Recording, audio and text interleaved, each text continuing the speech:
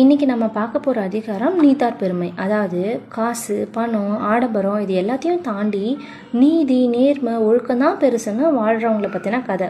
நம்ம பக்கத்து வீட்லேயோ இல்லை நம்ம சர்க்கிள்லேயோ ஒரு சில பெரியவங்க இருப்பாங்க.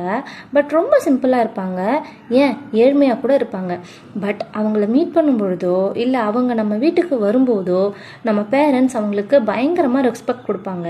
அதுக்கு ரீசன் என்ன தெரியுமா? விருப்பு வெறுப்பு எல்லாத்தையும் தாண்டி ஒரு நேர்மையான நிம்மதியான வாழ்க்கையை வாழுவாங்க.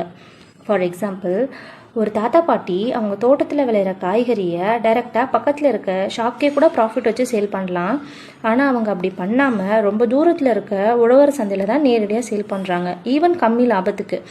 அவங்கக்கிட்ட கேட்கும்போது சொல்கிறாங்க, எங்களுக்குன்னு ஒரு கோட்பாடு இருக்குது, அதை மதித்து நடந்தால் தான் நிம்மதியாக தூங்க முடியுதுன்னு. நம்மலாம் எப்படி இருக்குன்னு கொஞ்சம் யோசிச்சு பாருங்களேன். காசு பணம்னு அது பின்னாடியே ஓடி ஓடி டயர்டாகிறதுக்கு பதிலாக எது உண்மையாகவே ஹாப்பினஸ் தரும், சின்ன சின்ன விஷயத்தில் கூட சந்தோஷம் இருக்குன்னு புரிஞ்சு என்ஜாய் பண்ண ஸ்டார்ட் பண்ணலாமா? நீங்கள் சொல்லுங்கள்.